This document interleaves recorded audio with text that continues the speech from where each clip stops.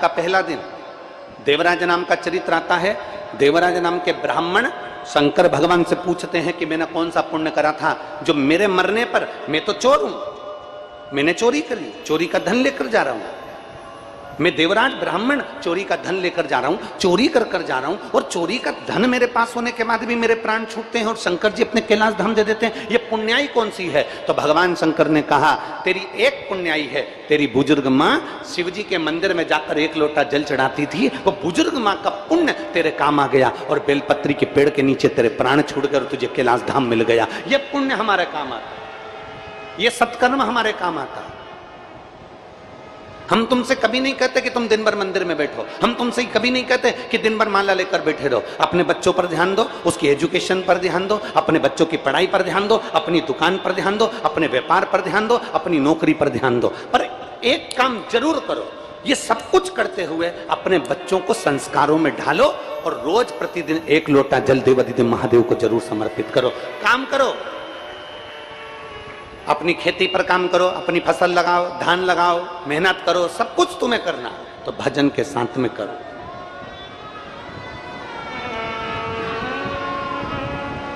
हमारे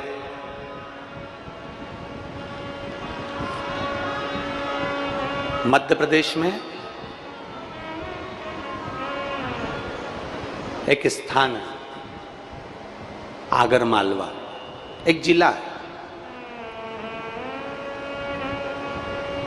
मध्य प्रदेश में आगर मालवा एक जिला है।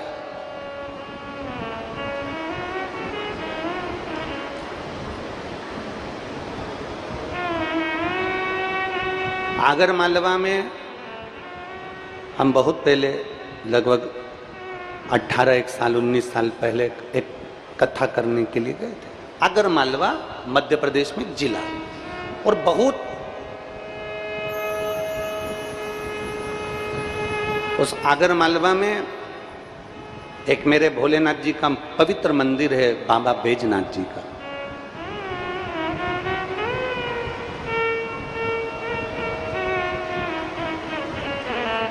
पवित्र मंदिर, वहां कभी जाओ तो दर्शन करिएगा।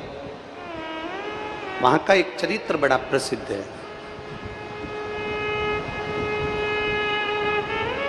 1932 की बात है। अभी क्या चल रहा है?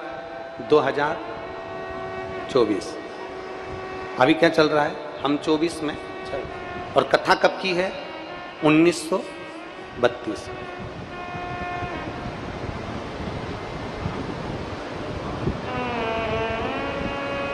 उस आगर मालवा में एक वकील साहब रहते थे जिनका नाम था जय नारायण शर्मा। वकील थे, वकालत करते थे। दुनिया के लोग कहते हैं क्या कलयुग में कभी शंकर भगवान का दीदार हुआ है?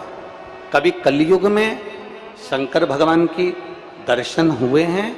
हम उनसे कहते हैं कलयुग तो बहुत लंबा चौड़ा है, तुम दूर मत जाओ, यहीं 1932 की कथा है, और 1932 भी बहुत दूर हो तो रोज व्यासपीठ पर देखा करो कि जो शिव भक्त आते हैं, जो अपना पत्र लिखते हैं, उनकी जिंदगी का दुख मेरे महादेव कैसे हरते हैं, उनको देखा। आगर मालवा के एक वकील हुए जय नारायण जी शर्मा, शिव के बड़े भक्त थे।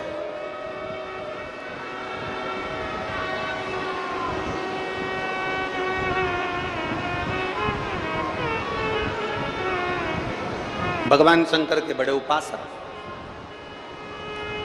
अब ये बहुत लंबी समय की कथा नहीं है, बहुत दूर की कथा नहीं है, बहुत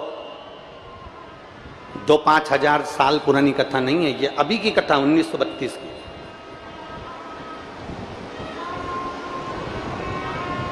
अब वहां एक वकील हुए जय नारायण जी शर्मा आगर मालवा में, और वो वकालत करते थे, अदालत जाते थे, केस लड़ते थे, सब अपना काम करते चलते। शिव के बड़े उपासक थे। बाबा बैजनाथ जी का दर्शन करना, बाबा बैजनाथ जी पर जल चढ़ाना, एक लोटे जल के बिना वो अदालत भी नहीं जाते थे।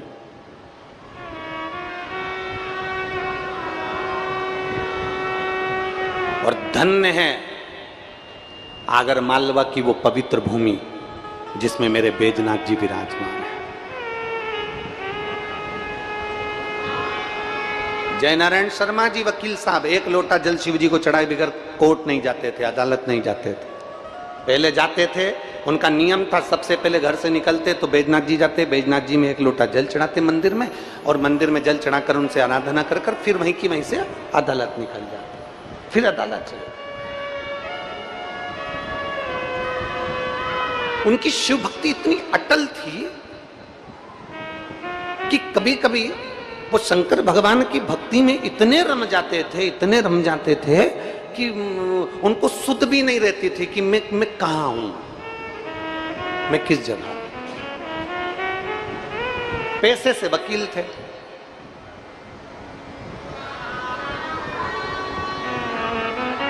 अब एक दिन सुबह सुबह का समय, अदालत जाने का समय, और देखो ये जयनारायण शर्मा जी वकील साहब से ये तुम्हें सीखना चाहिए। हम भी ये कहते हैं, आप अपने ऑफिस जा रहे हो ना, आप अपने दुकान जा रहे हो ना, अपने साथ में एक बोतल में जल भर लो घर से। अपनी दुकान जा रहे हो, ऑफिस जा रहे हो, एक झोला रखो, जैसे घर से टिफिन लेकर जाते हो, जैसे सामान लेकर जाते हो, एक झोला बना लो, उस झोले में एक पानी की बोतल रख लो, एक छोटा सा तांबे का लोटा रख लो। ऑफिस वाले कितने भी हंसे, दुकान वाले कितने भी हंसे, अपना नियम बनाओ।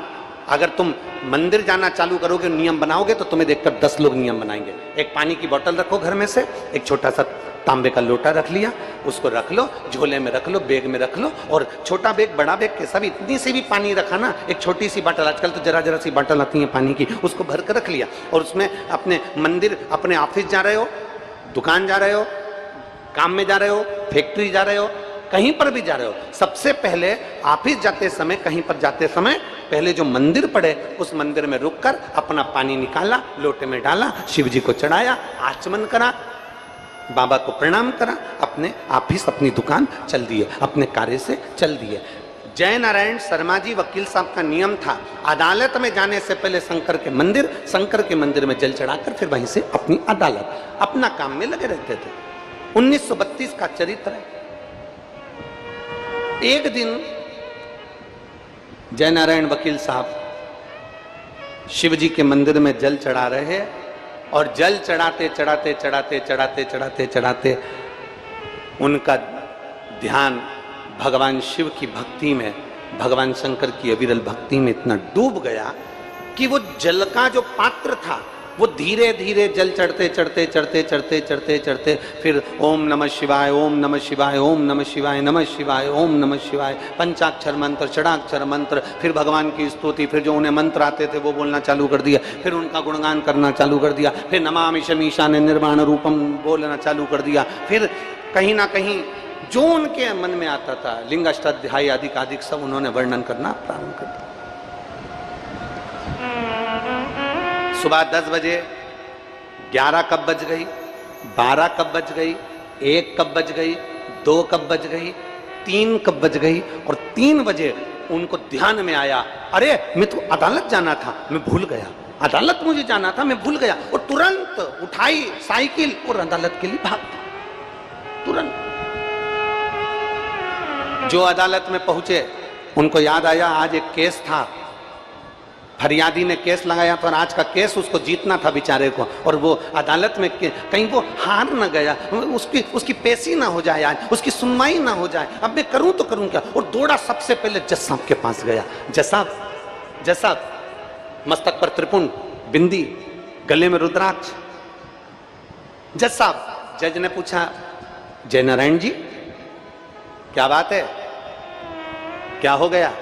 जज साहब आज मेरे फरियादी की जो पेशी थी ना, आपसे निवेदन है उसको आगे बढ़ा दीजिए।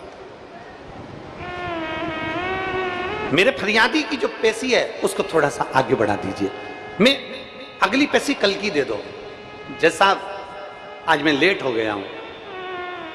जज साहब बोले पागल हो गए हो क्या, मूर्ख हो क्या कि मुझे मूर्ख समझ रखा है? तुम पागल हो या मुझे पागल समझ रहे हो? जज हूं मैं, जज। मजिस्ट्रेट को जानते हो कुछ? अकल वकल है तुम्हारे में थोड़ी बहुत? तुम मुझे मूर्ख समझ रहे हो? तुम्हारा फरियादी आया था, तुमने केस लड़ा, तुमने सुनवाई करवाई और इतना अच्छा तुम बोले अपने फरियादी के लिए कि मैंने निर्णय दिया और तुम्हारा फरियादी रिहा हो गया। मैंने निर्णय दिया, तुम्हारा फरियादी रिहा हो गया और तुमने फाइल पर सिग्नेचर करे हैं तुम्हारे, और तुम मुझे मूर्ख समझ रहे हो कि कल की तारीख दे दो? क्या भांग वांग चढ़ा के आए हो? क्या क्या कहां गए थे इसे जो तुम मेरे को मूर्ख समझ रहे हो? लाओ जरा, मुनीम इधर आओ, ए बाबू इधर आओ। बाबू को बुलाया, फाइल लेकर आ। फाइल लेकर आया।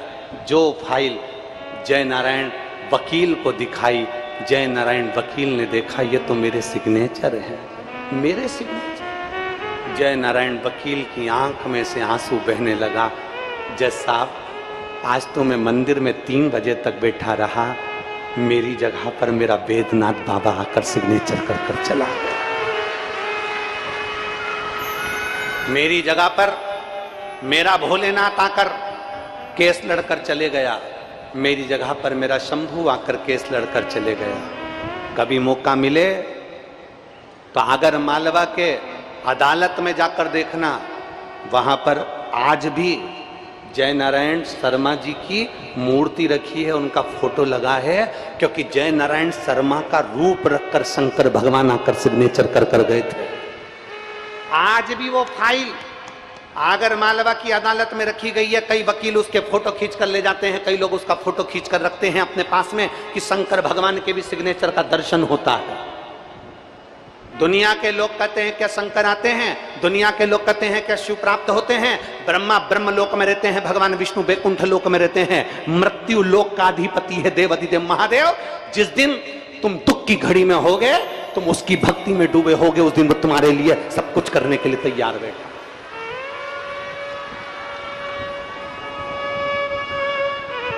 तुम एक लोटा जल संभालो, वो तुम्हारा घर संभाल लेता है।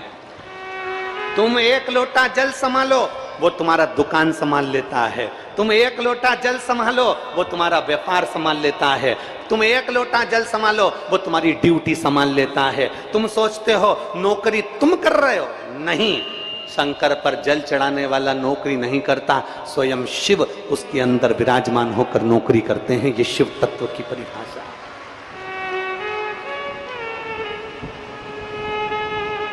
आगर मालवा की वो पवित्र भूमि मध्य प्रदेश की,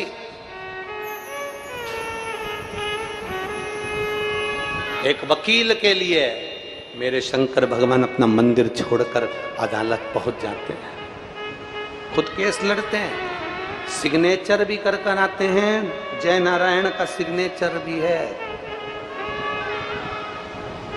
आंख से आंसू बहता है वकील की, आंख से आंसू, नैनों से जल बहता है वकील के।